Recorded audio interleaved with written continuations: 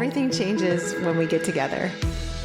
That's the voice of Courtney McDermott. Hi there, my name is Mathew Blades, and welcome to a special 9-episode series of bite-sized content called a microdose for the things that keep you up at night. Here's the way I look at life. Each one of us is just a sequence of words away from having everything make sense, or at least gaining more clarity. So if you're ready to make a micro investment in you and walk through topics like blowing up what you built, tuning out the noise, becoming that transitional character, improving your health, your relationships, advancing in your career, then you found the right place.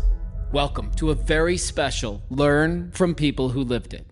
Let's get into episode 7 now, which is about the idea of playing small. And initially I was going to title this like how to advance your career, but there's no how-to book on that. Yeah, of course there's best practices and things that you can do that are better than others, but most of us won't make any advancements in our career unless we can walk away from the idea of playing small. What does that mean to you? Ooh.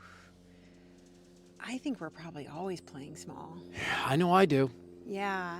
When I hear that, I'm reminded also of this story from Sarah Blakely. She was part of this group of people with Richard Branson where they had all these adventure type challenges entrepreneurs who had these challenges that they had to face. And she was talking about this one where they had to jump. They had a bungee cord attached to them, I think, and they had to jump from one cliff to another and be caught by the person on the cliff on the other side. And she was the only one in the whole group who actually got caught. And at the end, someone was asking her, hey, Sarah, how did you do that? You know, no one else was able to do it. How did you do it? And she said, well, everyone was aiming to land in that guy's arms. She said, I was actually trying to jump 10 feet over him. And I'm always reminded of that story in terms of like, what are you not even seeing? What are you not even imagining as a potential for yourself? And it's just a game that I like to play, but I do believe we're none of these things. We're not the career, we're not the job, we're not the relationship, we're not any of it. It's like, so if that's true, which I know in my cells that that's true, then what kind of character can I embody? What kind of potential could I play with? Because it's just a game. Yeah, I'm reminded of one particular story in my radio career. This is back in late 90s, something like that, mid 90s. And I was in a really small market called Erie, Pennsylvania. And I got a phone call from a guy in Washington, D.C.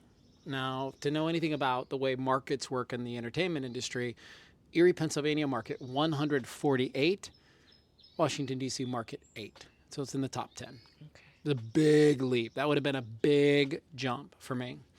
And they called, and it was like, I wasn't really sure where it was going to go. And I called up my mentor.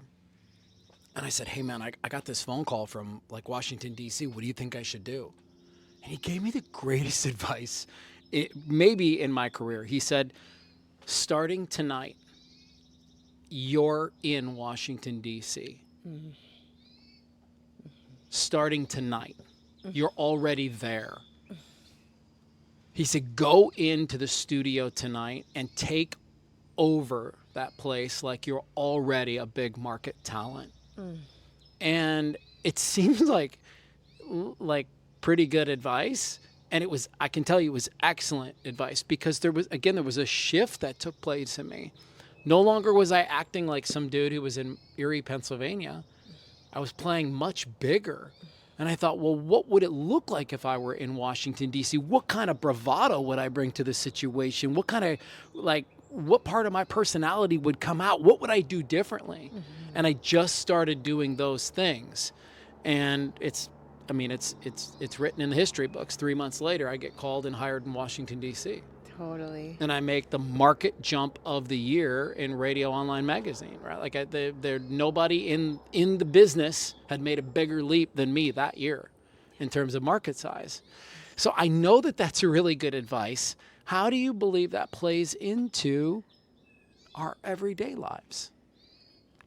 For me, that's what you're talking about is what I've seen countless times in my own life. Things that people said, oh, that's impossible. You can't go from there to here. But because I didn't really know that it was impossible, or because I really truly started to just believe and behave in a way that was in accordance with that. And I've seen so many examples, and we have so many examples around us, and I love us tuning into those examples, because that's the way that we can start to believe that it's possible for us too. And one of the ones that you're reminding me of is Jim Carrey. This is I love that Love man. it. Great. Tell a Freaking story. love that Tell the man. story. He apparently, one of the things he told in an interview with Oprah was, when he was down and out and he was a struggling actor, and he would go up into the hills of Hollywood, and he had written himself this check for $10 million for acting services rendered. And he would just go up there, and it wasn't until he had actually felt it in his body, what it was like to receive that check. And he had even dated it, post dated it. And it was right around the time that he had dated it that he got that check for Dumb and Dumber for $10 million. And that launched his career. But what I love about Jim Carrey too is he also mentioned this thing of like, I wish everyone could get everything that they ever wanted, so that they could realize that that's not it. And so it's like play with that, and then notice that actually you're the creative principle behind that, and then start enjoying that, and start again, you're just playing with potentials, and that can be really fun, or it can be really exhausting if if you're thinking about it in terms of you got to get somewhere. Yeah, I think that advice sort of plays. There was the old saying was, dress for the job you want, not the job you have. Mm-hmm. Have you ever heard that before? Yeah. And I think that's true in just about everything in our life. Mm-hmm. It's like, if you want a better marriage, start acting like you're in Washington, D.C. already. Yeah. What would a great marriage look like? What would you do in a great marriage? If you want to grow your career and you want to be the CEO of the company, start acting like the CEO of the company. Mm-hmm. What would he do or she do that you're not doing currently? Mm-hmm. And it feels like, viscerally feels like good advice in almost every area of our life. Yeah.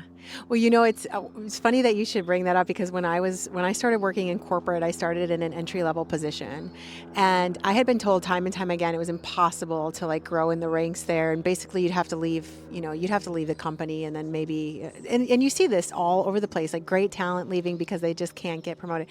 But I remember one day I was invited to the sales meeting, which was kind of uncommon for a person in my position, in an entry-level position. But I went to the sales meeting, and I remember feeling into, I wanted to be on the stage. I wanted to be doing what the general manager and the VP of sales were doing on that stage. And I wanted to be motivating the people at this company, a huge company, the North Face actually. And I wanted to do that. And I remember actually feeling and knowing that's me up there. And then the next year it was me up there. I was on presenting on opening night for the sales meeting for the North Face. And it's like, when you start to really feel that you can step into these different potentials, but in a playful way, not like, oh, I need that thing in order to feel this way, in order to have this or whatever. It's more like, wow, you just get to play with potential. That's the real exciting. Yeah. Yeah. So maybe this will be, one of those episodes that's potentially shorter than the others. I don't know, because it feels like we've gotten to the point right away on this one. It's like, start acting like you're in Washington, D.C. right now. Start acting like you're already on the stage. Start acting like you already have an incredible relationship with your kids. Do those things, and that's how you stop playing small. And play. It's a key word, right? It's like play big, play like King of the Mountain, but just play and let it be with that spirit of I don't need to get anywhere. I'm just having fun. Okay. When we come back, we're in the home stretch. We've got 2 more episodes left. One is about success, and the other is about money. Or is it? We'll see you next time.